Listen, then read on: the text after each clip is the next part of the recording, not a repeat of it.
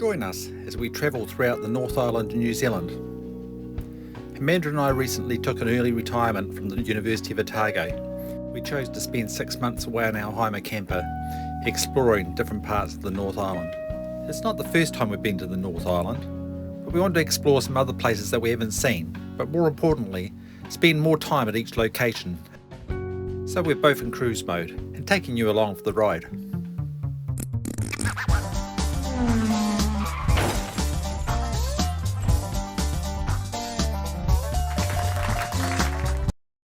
We're in Waihi and getting some washing done. I'm just having trouble with the dryer, so I have to call on my techie to help me. I don't know if I'll be able to do much, but anyway, quite a good drying, right? And which one have you paid for? I've got this one dry, so start, so maybe I'll just go start. Well, it doesn't say that, does it? There's some of my technical officer abilities now to be able to help.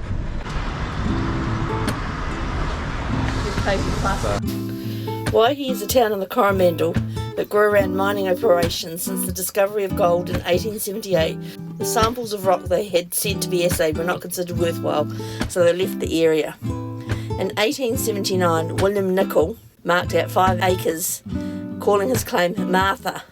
Waihi prospered with the mine. By 1908, the fastest growing town in the Auckland province, 3 times the size of Hamilton. By 1952, the mighty Martha mine was closed, but not before 5.6 million ounces of gold and 38.4 million ounces of silver had been produced. And today, Oceana Gold actively mines the Martha mine in Waihi. This is a cross of crosses for Anzac Day. His cross is laid out, bears the name of a soldier or a nurse from New Zealand in the Pacific Islands who served as part of New Zealand's expeditionary forces or who enlisted overseas.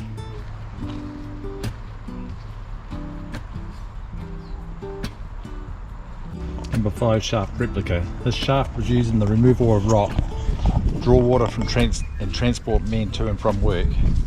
A winding engine raised and lowered the mine carriage in the shaft.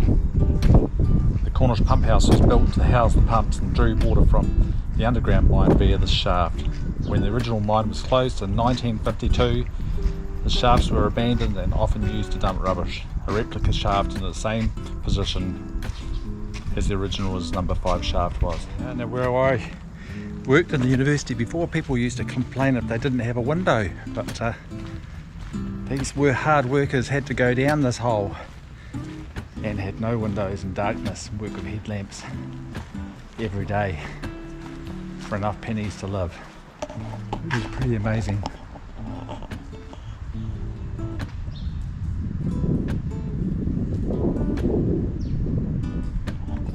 They actually say here in Waihi that the streets were paved with gold, literally, because the tailings that they pulled out in the mine couldn't be mined economically of those days. So what they did was they used the tailings to build the roads.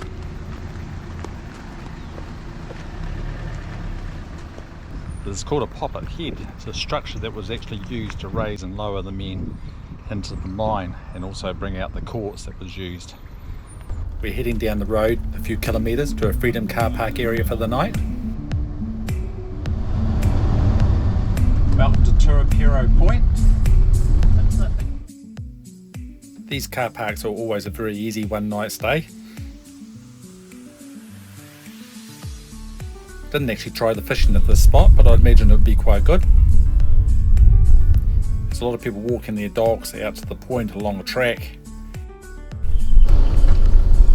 So we're just leaving Tuapiro Camping Reserve, one of many spots that the Tauranga Council allows all down this coast on the way to Katikati and into Tauranga.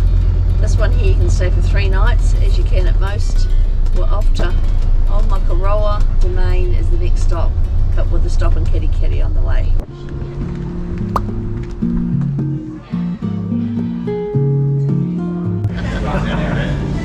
Got our fix.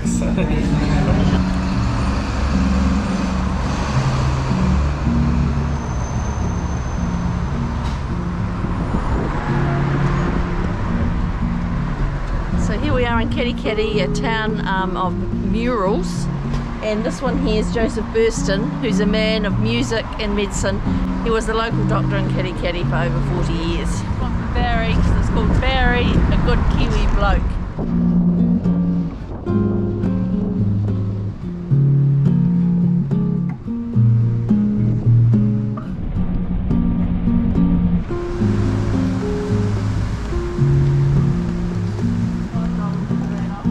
Check out the Katikati Museum. The old fire station. Nice, the old fire station. Pretty cool. Well, let's go in. So George Vesey Stewart was born in England in 1831. He emigrated with 9 children to New Zealand in 1875 on the Castlebrook Castle. He died in 1920 and buried in Katikati Cemetery. And it says he was probably more honoured in Katikati than he ever was in his lifetime. And his deeds are familiar on the lips of many who knew him. To him he applied the words that are written on the Wren's tomb in St Paul's Cathedral. If you seek his monument, look around you.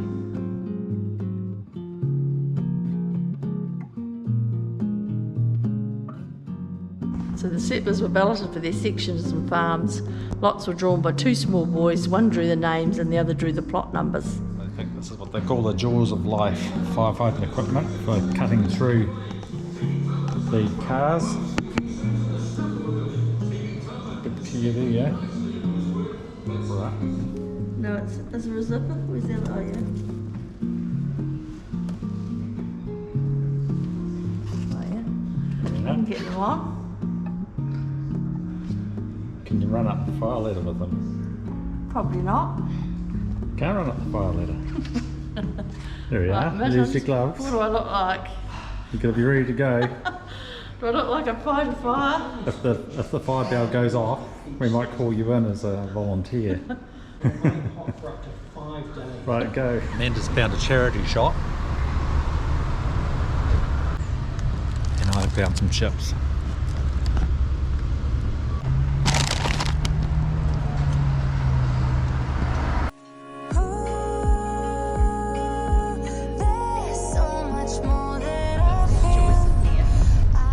Going through Omokoroa. There's a lot of new housing developments, new footpaths, new roundabouts. House after house. Thousands and thousands of houses in here, all a turn off just before you get down to Tauranga.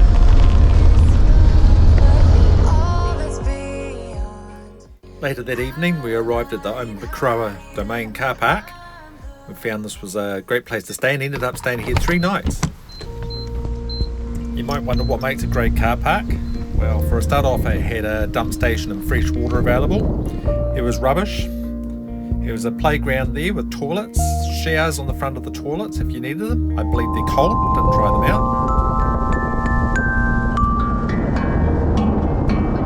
And 2 cafes. Anyway, we're just taking a walk along to the Gerald Crapp Memorial Reserve. Gerald donated this 2-hectare block that was once his home, where he was born, where he lived for all of his life on Omokoroa Beach. Back in 1877, the retired minister Joseph Gillibrand began purchasing land on the peninsula of Tauranga. He continued to buy blocks of land in Omokoroa until he owned practically the whole peninsula. Gillibrand's adopted daughter married Gerald Crapp and continued to live in the house with him. And many mature trees stand where the household was once sited. This is Reverend Joseph Gillibrand, the first European settler, and his ship, Alma. Gillibrand was a keen naturalist and sent a lot of seeds back home. There's a ferry service that runs across to Matakana Island from the wharf, and this is exactly where we spent the last of the evening trying to catch a fish, but all we seemed to manage to catch was a slimy eel. Yeah. And slippery. Yeah. Back it goes. Just had a bit of a break in the rain and spent quite a while in the camper this time, so I haven't really been able to do too much. A bit of a walk between the rain showers, and we're hoping that it hangs out long enough for a couple of hours to go and buy some bread from the shop and see around a little bit on our scooters. So there's 2 areas that you can camp in. One's overtaken by cars at the moment, but they seem to go out by the evening and get taken by campers. There's the yacht club. Went in there and got a nice lunch the other day. Coffee. And a tidal area where the boats are moored up. There's Amanda down there waiting for me. There's the sign. Oh yeah, there's the wee cycle pole. Omokoroa, and I can see someone cycling along there.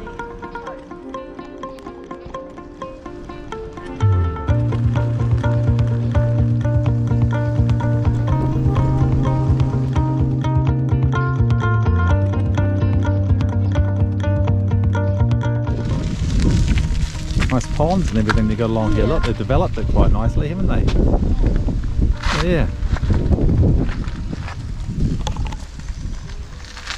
There's a sign over there that says, "This is the bay's most beautiful walkway. We think so too." Omokoroa. Yeah, pretty impressive actually, even on a dull cloudy day.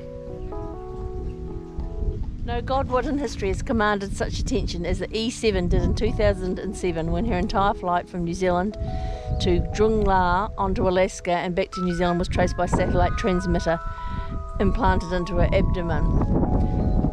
She flew for 8 days and 8 nights non-stop, 11,760 kilometres. This cycle trail takes you down the whole length of the Omokoroa Peninsula. After crossing the estuary we arrived at Huhara, I think it's pronounced. We were interested in viewing the free overnight parking here. There's no sign you can stay here, but this is us, the blue dot, we're at it. Regional Park, and the maps. Yes. Scroll down. So there's the toilets there, which are here. So we're in the right place. This is Huhara Park. And it looks like a marae over on the point. And they're saying here that 3 families arrived in the area, the Shreefs, the Plummers and the Thorns. In 1888 the government land survey carved off 81 acres 32 hectares passable land at the end of the point. Oh, the mandarin trees just here. Inside the car. I'm just going to love seeing these. Here there's nice mandarin trees. I grabbed a couple. Yeah, I might grab a couple. I'll go and get a couple.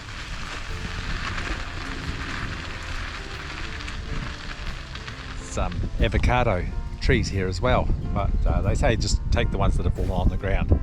I noticed all the lower branches are pretty stripped.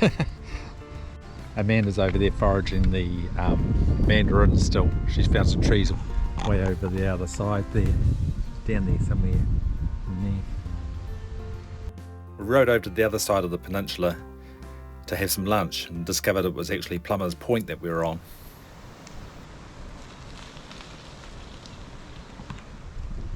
Time for lunch. Oh, Plummer's Point.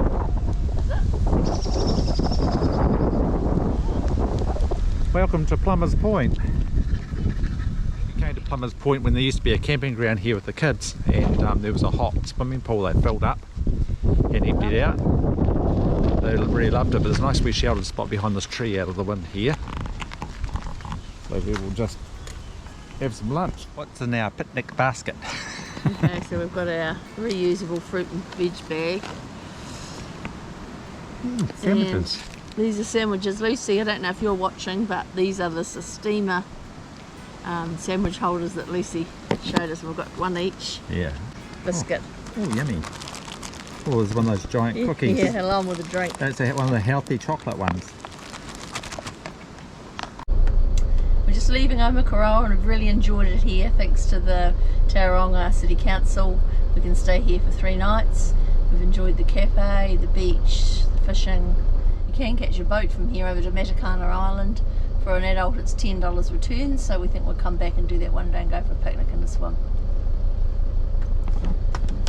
Anyway, on our way to Tauranga. It's a Sunday, so hopefully that's a good day to get in and going to go to the marina car park, all going well. We'll see how we go, otherwise we'll go to the camping ground.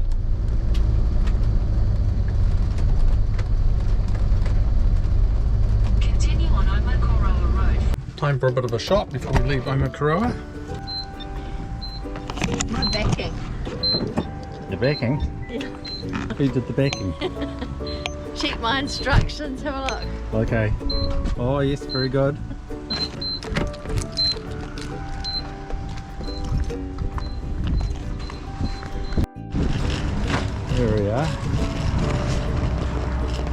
bits later.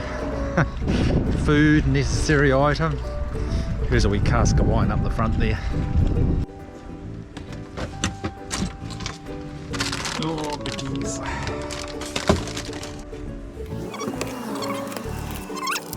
Let's get rid of that. Get rid of the trolley.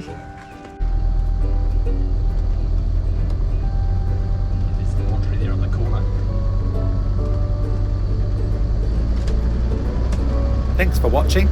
Join us next episode when we go to Mount Monkanui and walk the mount.